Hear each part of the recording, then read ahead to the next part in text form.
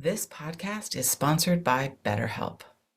After experiencing trauma, I went to therapy, and my therapist guided me through a difficult time in my life.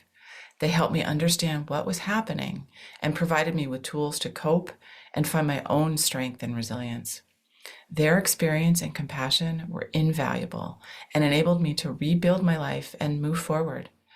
I strongly believe in the power of therapy to help people through difficult times. BetterHelp connects you with a licensed therapist who is trained to listen and give you helpful, unbiased advice. First, you go to their site. You can use my link, betterhelp.com/resilience. You answer a few questions, and BetterHelp will match you to a professional who has years of experience helping people with struggles just like yours. Let BetterHelp connect you to a therapist who can support you, all from the comfort of your own home. Visit betterhelp.com/resilience or choose podcast, then Notes on Resilience during sign up and enjoy a special discount on your first month. Hi, welcome to Notes on Resilience. I'm your host, Manya Chilinsky, and my guest today is Joey Drolshagen. He's a coach and a consultant, and we talked about living a life of passion, how to empower employees, and really a lot about mindset and what that has to do with resiliency. I hope you enjoy this conversation as much as I did. Hello, everyone. I'm here with Joey Drolshagen. I knew I was going to get that wrong. And Joey, before we dive into who are you and what do you think about resilience, I want to know if you could have a superpower, what would that be? Yeah. And it's so awesome to get to be here with you today, Manya. I'm really excited for this conversation. And if I could have a superpower, it would be that I could fly. Nice. And honestly, like recently, because I'm really big into stepping through our fears. And I just 2 weeks ago took my first run off of a 2,000-foot mountaintop with a hang glider. Joey, that sounds very scary. So I'm actually getting to open that up. And, you know, I've had my pilot's license, so I've gotten to fly planes, but you're closed in this cockpit and you got the sound of the motor and all that stuff. And in the hang glider, you're literally sailing through the air. I mean, it's so incredible, Manya. I can't explain how much. So that would be my superpower, is to be able to fly. I think it already is your superpower. You definitely can. It feels like I'm heading that way. You are heading that way. You can definitely fly more than I can. I require a pilot and somebody else's airplane. So, well, that's awesome. I think a lot of people would join you in wanting to have that particular superpower.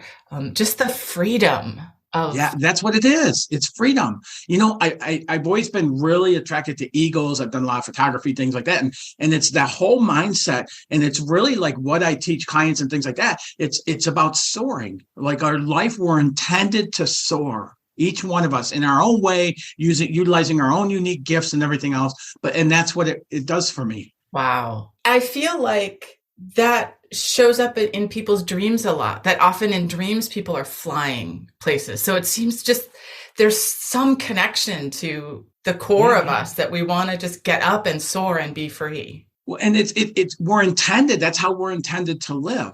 But these things get in the way and block it off and cut off our belief in ourselves and all this other stuff and everything that hopefully we get to get into some today and stuff. But that's what it is that's our innate abilities, is to soar in this life. Oh, I like thinking about it that way. Thank you.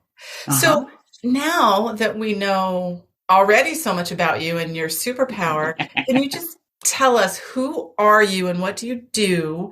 And how are you in a place to be thinking about resiliency or compassion? I coach. I work with individuals, organizations, businesses, realtors, and people. And it's really about tapping into that soaring. It's about tapping into our unique gifts and bringing that outwardly and living in passion, living in excitement, living in making it beyond what we even expected we could make it to, what we could achieve in our lifetime, but not doing so, Manya, where we're trading off our family and trading off our friends and trading off our healthy personal life in the way of doing so. Okay. So I grew up in a very low income family in Detroit, Michigan, and blue collar family with 5 kids. My mom and dad worked themselves to exhaustion and beyond. And that was modeled to me. So when I got to my adult years, I followed that same process, that same conditioning that we all do, unless we do something different. And at 22 years old, I had this awakening moment, but it was that in that dream state kind of where it came to me, that intention of my life is to inspire, motivate, and lead millions of people to living better lives. But I was struggling myself. I was like, well, how the heck am I going to do this? I was stuck in a job and things like that and stuff. And I became a student of the works that I do today. And it just kept going. So what I like to tell people is I was the guinea pig in all my experiments building into the works that I do today. And over the last 10 years, I have served almost 1,000 clients and people from all walks of life and helping them to achieve incredible feats into their life with less, and do so with less effort. And the testimonials are just raving as far as like the breakthroughs and the things people would achieve. And throughout my process, I've developed a method called the SMT method, or the subconscious mindset training. And it all works on the total mindset, the conscious mind, the subconscious mind, the programming in the subconscious mind. And one of the things a lot of people don't realize is it's our subconscious mind that triggers our brain waves as far as what actions we take and what actions we don't take, which is why somebody that's coming from a level of conditioning with fear, doubt, and worry typically have a really hard time taking those actions to get them out of fear, doubt, and worry. And when we understand the entire model of it, our subconscious mind, that conditioning that we've received since birth, determines how far we can go in life and where that limit is. The good news about that is at any time we can shift that conditioning and open up more availability, potential, possibilities in our lifetime. What you're talking about when you're talking about mindset and how people can sometimes get stuck, that sounds a lot like resiliency. Very much so. One of my favorite things on resiliency is, I don't know if you've watched all the Rocky movies with Sylvester Stallone, but I've seen every one. It's like I grew up on, a Rocky child. But the last one, I think it was Rocky Balboa, the last one he did, and he was talking to his son. And his son was blaming the world for his problems. He was a victim. He was this, he was that, and Stallone said to him, life isn't about how many punches you can give. Life is about how many punches you can take and keep moving forward. And just in telling you that right now, I get goosebumps, because that really is what it is. And when we start understanding those punches we're getting are not intended to move us back or hold us short of or anything else. The intention of those things, Manya, is to gear us up and to empower us to go through that. But we so often get to a point of tired, exhausted, so used to that conditioning that we just allow it to determine what we can do in life. So we actually become more resilient by the challenges that we face, if we so choose to. Yes. And, a lot of things happen to an individual in our lives. Big T traumas, little t traumas, just life can be exhausting on its own. And what do you say to people who are really struggling? Maybe something has happened in their lives. Maybe they've experienced a trauma, and they're really struggling to see that they actually are resilient. How can you help people who are in that zone, really struggling to even be able to see past what's happening to them? Yeah. And I'll tell you, the very first thing it takes is what I call a beginner mindset. Right? Because some people are so entrenched in their conditioning. They're so entrenched in those things happening. They're so entrenched in being a victim that they won't see it any other way. And so one of the things it took me a couple of years of coaching to realize is what I do isn't necessarily for those who need it. It's for those who want it. It's for those people who say, I can't stand living like this another day. I'm sick and tired of being sick and tired. And so somebody that's in that mindset where they're open, then I can start helping identify with them their conditioning. I can start helping them identify how the things that they've been through can strengthen them. I have a 16-week program specific to people who have been divorced. And we all know people who have been through divorce like 5, 7, 10. I know people at 12 years, and they still, when you see them, all they talk about is that divorce still. It's like they're stuck in that place. They're stuck in what was done to them and the dishonor and the, all that and everything else and stuff. And I don't judge anything. So I don't judge that, but I created a 16-week program called Struggle to Soar. And it's taking all of that emotional upset that comes with divorce, all that disappointment, all that high emotional energy, and utilizing it as fuel to catapult them beyond what they could have achieved without that divorce. Right. And people have incredibly opened up their life by using it that way. And so that's why I say, and it goes right along with resilience, when we look at the things that happen to us in life, and I have my own stories upon stories upon stories of really big upsets in my life, So, and each one of those, some of them early on, I got stuck in being the victim of those things. And I didn't get a whole lot out of that. But as I utilized and started learning these tools and implementing them in my life, all of a sudden, the divorce that I went through launched me into breaking away from the model that I was conditioned to live within, and doing what I'm doing now and having this impact and speaking on stages in front of thousands and leading groups and individuals and organizations to opening up beyond what they could have achieved otherwise. Right. Well, so I myself am a survivor of mass violence, and I definitely was at a point in my life where I could not have heard your message. I was mired in the trauma and still trying to figure out what's happening to me, and eventually got to a point where a message like yours would have gotten through. But, when you're thinking about people who aren't quite at that point yet, they can't really hear that message because they're still struggling. Yes. And not that they're stuck in being victims, but they are victims. What do you say to folks like that to take the next steps, and what would you do to help them? Yeah, sometimes the best I can do is encouragement. It's leaning into somebody and letting them know, first off, it's an association with and things like that. Like, I can't tell you I've been through that. I've been through my own, walk and things like that and everything and stuff, but associating with that and understanding where you're at with that. And then offering even some hope of the possibilities in front of you. Even in that state, if somebody's leaning into you and really feeding into you spiritually and things like that, and telling you, it's not always going to be like this. You're here right now and you need to be here right now, but it's not always going to be this way. Yeah. And just encouragement like that. Yeah, that's excellent. Thank you.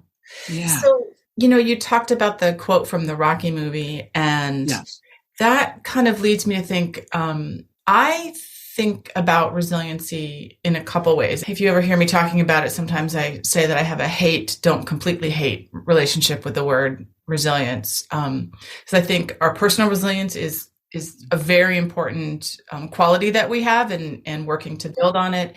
And we all have it, but we don't always, we may not feel that we have it. But I also think that, institutional support from the organizations that we're part of, and whether or not they support people's resiliency is a really important piece of our resiliency. So I'm curious how you think about that other level of resiliency, not the personal side, but what do our organizations owe us, if they owe us anything?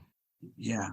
Yeah. And that's one of the things when we're really in a shift right now. I mean, we had COVID and all that and everything else, and people decide, I don't want to go to this office every day and stuff like that. But we have that other side of it as well. And I work with a lot of organizations, companies, even governments down here in South Carolina with helping people with all the staffing issues and everything. And really more than ever, this is a time when the staffing, the employees, the team that you have working for you has to be an investment as a business owner. You have to invest in them. And it's not just money and paycheck, but you have to invest in them, because if you're not building them up, if you're not empowering them into their own level of leadership within the organization, you're tearing them down. By not doing it, you're tearing them down. But one of the biggest things with that, Manya, is empowering the people on your team to build that.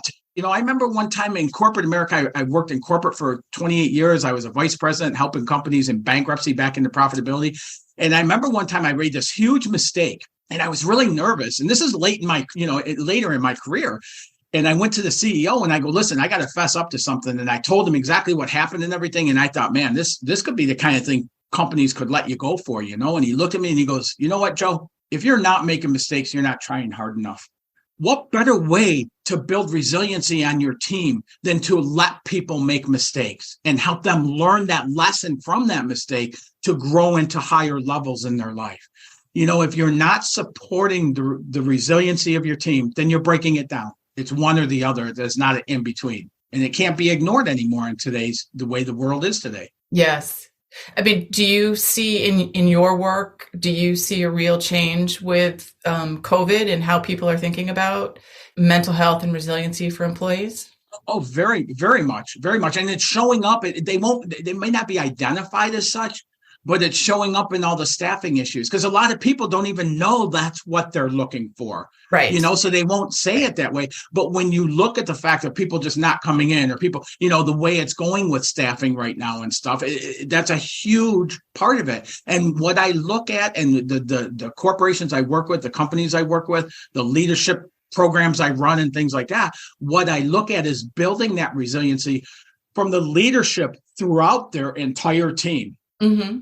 As you build that, you've more empowered that team. Now you're bringing people in that want to be there more. Right, right. Well, what do you think is like the most important action or policy maybe that an organization can take to support resiliency? One of the things they can do is the biggest thing that I think of is empowerment. When you empower your employees, you have your senior management, then you got your management, and then your leaders, and then your, employees. And every level of that, there's empowerment. Every level of that, there really is leadership. Mm-hmm. And when you let your employees take on, be the leader of their area and lead, and empower them to do so in that area, you're building resiliency throughout your entire organization. Excellent. And, you through your work as a coach and with corporations, I'm sure you have, experienced people at all phases in their lives and what's going on with them. And what's an important lesson that you think you've learned about resilience or maybe compassion through your work? So there's things, right, with our conscious mind and stuff like that, where we put our focus is where we're putting our attention, which is where we're placing our intention, right? So when I first started coaching and somebody would say something like, I don't have enough money to pay my bills, or they'd say some limiting thought like that, I would dive on them. And I'd be like, you can't talk like that. You can't say those words. You can't, this and that and stuff. And later on, what I learned is I made it really hard for my clients to make any shifts in doing that. Okay. So what I do today is I let them go partway into it and I ask them questions about that and hopefully turning it and stuff. But then at some point we address the fact that we want to change those words. We want to power up those words and having compassion that the person is where they are.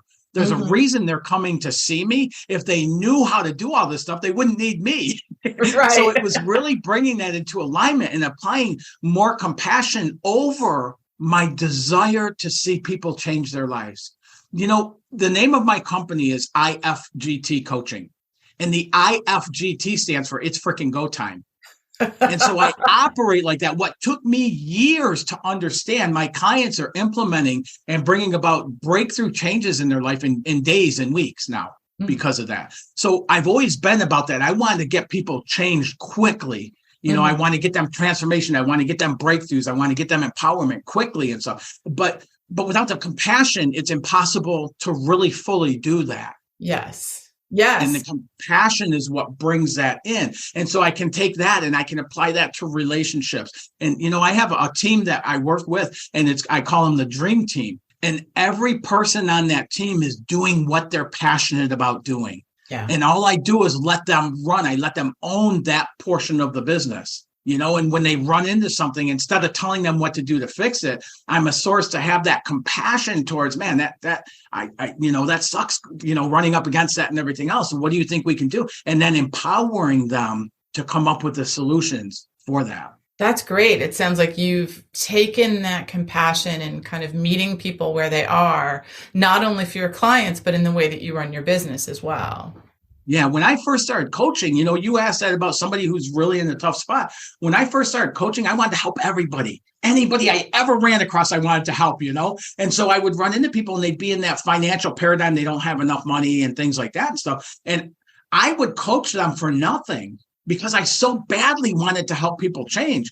Right. And what I ended up realizing as a result of that is I can have compassion, I can lean into it, but there's certain ways I can do it that's only feeding the paradigm for the person. So in doing that for free, that's what I ran into. And people would get nothing. They were getting nothing out of the program. And it's because they weren't invested into it. And I started learning if somebody has to invest, it's going to be important to open up that lesson. It's going to be important to get on that coaching call. It's going to be important to apply this stuff because they're investing in themselves. And that was another area where I really learned that, where I let my compassion lead, and it wasn't as helpful to the people I was trying to serve as it is today. Right. It sounds like you've identified, as you said before, helping people who are at a point where they know they need something different and they're reaching out to you to change and they're making that investment in themselves. And not everybody is at that point where they can do that. Absolutely. You're right. And that's what the other thing I've done is, because I really do have this heart where I want to serve everybody, is this organization is set up where there's a 4-week self-study program. There's a group only, there's a 12-week, there's a 6-month, there's an executive 1 year. There's we've set it up where we can meet people where they are to start helping them.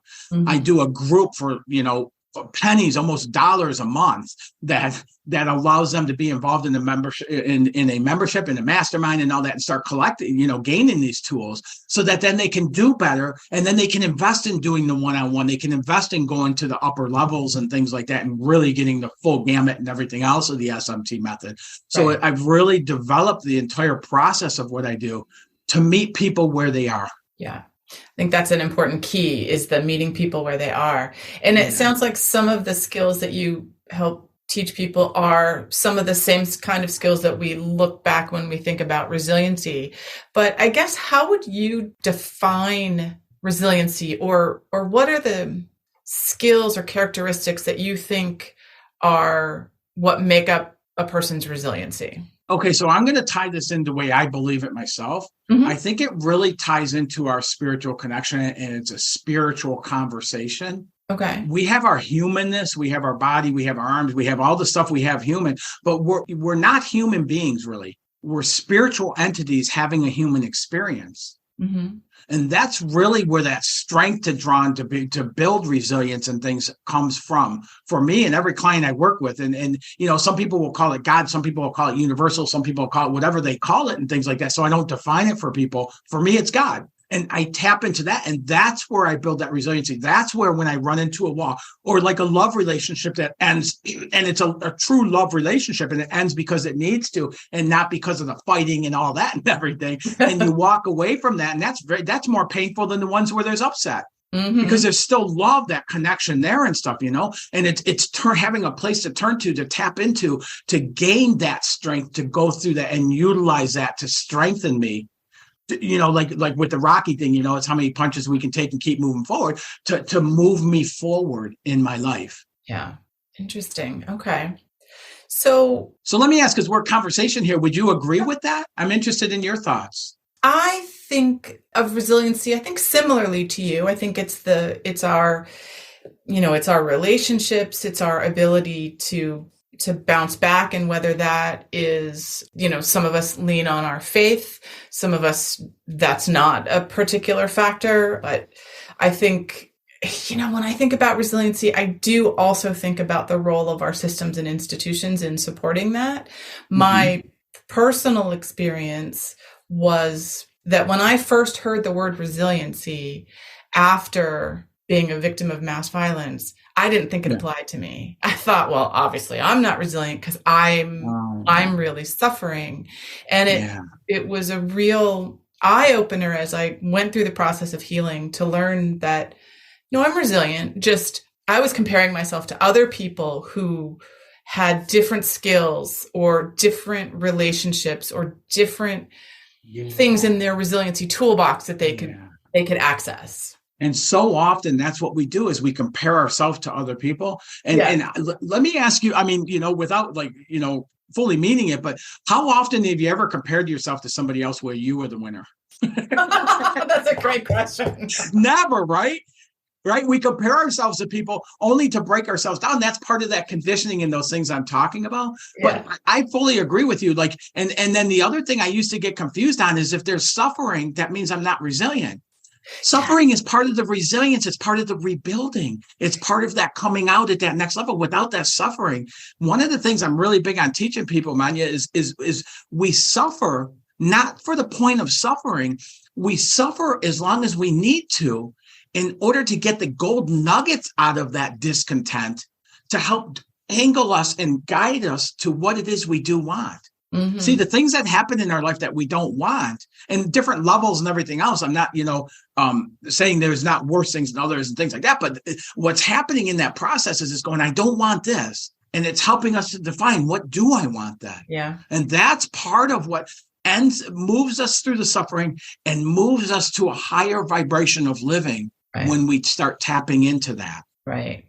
And that is the thing that can be so difficult to see or recognize at certain times in our lives based on what's going on. So it's a good reminder that you. Yeah. And the initial onset of something happening like that, it's impossible to go, right, okay, this is what I want. You know what I mean? that suffering is necessary because it's a grieving, it's a death of something that happened in that, and it's that grieving process, but it is part of the process not to be stuck in that, grieving forever. Yes. That there's a purpose in it. There's gold in that to help us to move forward. Yeah. I like that you mentioned that it's a grieving process. So I think we don't necessarily think of that when you're in the middle of dealing with it. If you're not dealing with the death of somebody, which we understand that's grieving. Right. But after a trauma, for example, you are grieving. Of course. So I'm glad you brought that up. It's an important piece. Yeah. So, Joey, what is giving you hope these days? I have to tell you, I don't lean a lot into hope. Okay. Hope feels very empty to me. Okay. Instead, what I do is I live by my life by what I consider a dynamic vision. Okay. And every person I work with, we come out of the gate developing a dynamic vision of what life can look like. And I have an entire road mapping process to help people go through. And so it's that vision. It's that vision of impacting millions of people's lives that has me on this call with you right now. It puts me on stages in front of thousands of people. I've opened up a corporation called Life Ignited Institute where I certify other coaches in the works that I've done so that I get a bigger footprint that way. And it's that vision that keeps me driven and keeps me moving forward into that next level, that next vision, that next thing of what it's going to become as a result. So that's where I get the purpose for my life. Wow. That does sound really powerful. Yeah. Nice.